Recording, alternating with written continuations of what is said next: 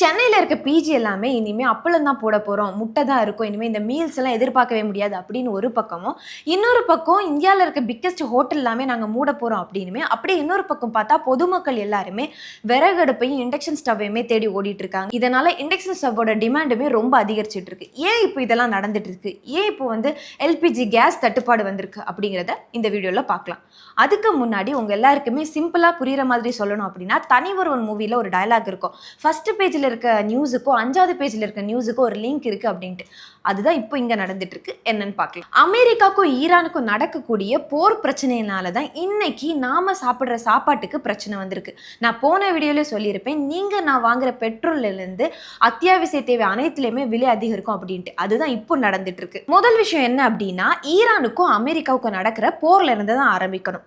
ஈரானுக்கும் ஓமன் அப்படிங்கிற நாட்டுக்கும் இடைப்பட்ட பகுதியில் ஒரு சின்ன கடல்வெளி பகுதி இருக்கு. அதுதான் ஸ்ட்ரெய்ட் ஹோம்ஸ். இது வந்து ஒரு பெரிய கடல்ல ஒரு சின்ன பகுதி. அந்த பகுதி வந்து ஒரு வெறும் 33 கிலோமீட்டர் தான் இருக்கும். அந்த வழியா தான் உலகத்துல இருக்க எல்லா நாடுகளோட கப்பல்களுமே அந்த வழியா போயிட்டு இருக்கும். அந்த வழியா தான் மேலே கீழே அப்படின்னு சொல்லிட்டு கப்பல் எல்லாமே போயிட்டு இருக்கும். அப்படியே கீழே வந்தீங்கன்னா India, China, Australia, south Africa, Australia, Indonesia, Singapore, Malaysia, Sri Lanka இந்த மாதிரியான எல்லா நாடுகளுக்குமே அந்த வழியா தான் கப்பல்ல வந்து கேஸ் வந்து லோட் பண்ணிட்டு அந்த வழியா தான் கொடுக்கணும்.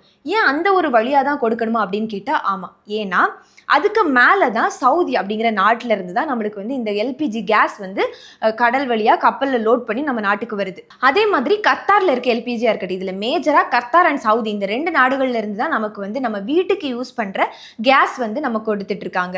அந்த வழியா தான் மெஜாரிட்டி ஆஃப் கேஸ் வந்து நமக்கு வந்து வந்துட்டு இருக்கு.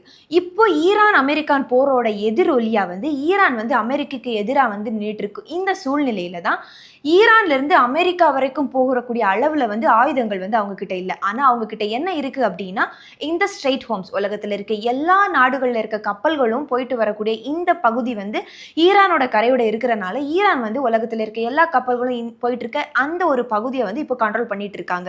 இப்போ ஈரான் என்ன பண்ணிருக்காங்க அப்படின்னா, அந்த பகுதியில ஒரு பெரிய நேவி அமைச்சிருக்காங்க, நிறைய ட்ரோன்ஸ் இதெல்லாமே அங்க அமைச்சிருக்காங்க. இதனால அந்த வழியா எந்த ஒரு கப்பல் வந்தாலும் அதை நான் அடிப்பேன் அப்படிங்கிற மாதிரி தான் சொல்லியிருக்காங்க.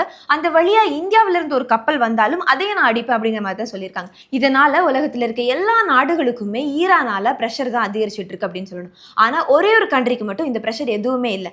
சைனாவோட கப்பல்கள் மட்டும் அந்த வழியா போயிட்டு வரலாம் அப்படின்னு சொல்லியிருக்காங்க. இப்போ சைனாவோட கப்பல்கள் மட்டும் தான் அந்த வழியா போயிட்டு இருக்கு. இப்போ இதனால இந்தியாவுக்கு வரக்கூடிய எல்பிஜி தட்டுப்பாடு ஏற்பட ஆரம்பிச்சதுனால இந்தியா கவர்மெண்ட் என்ன பண்ணியிருக்காங்க அப்படின்னா, யார் யாருக்கு முன்னுரிமை கொடுக்கணும் அப்படின்ட்டு ஒரு மீட்டிங் போட்டு முடிவெடுத்திருக்காங்க.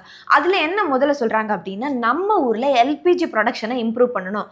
ரெண்டாவதா என்ன சொல்றாங்க அப்படின்னா, வீட்டு தேவைகளுக்கு கேஸ் சிலிண்டர் முன்னுரிமை கொடுக்கப்படணும். அதனாலதான் இப்போ வந்து ஹோட்டல்கள் எல்லாமே மூடப்பட்டிருக்கு. இப்போ நம்ம எல்லார்கிட்டயுமே ஒரு கேள்வி இருக்கும், இதுக்கான சொல்யூஷன் என்ன அப்படின்ட்டு. இதுக்கான சொல்யூஷன் இப்போதைக்கு நம்ம கிட்ட இல்லை. ஆனா இது இப்படியே நீடிக்குமா இல்ல வந்து பெர்மனண்டா இருக்குமா அப்படின்னு ஒரு சில நாட்கள்ல இது சரியாகப்படும் அப்படின்னு நம்பப்படுது. உலக நாடுகளுக்கு இடையே ஏற்படக்கூடிய இந்த போர்னால இப்ப நம்மளோட வாழ்வியல் ஏற்படக்கூடிய இந்த பாதிப்பை பத்தி நீங்க என்ன நினைக்கிறீங்க?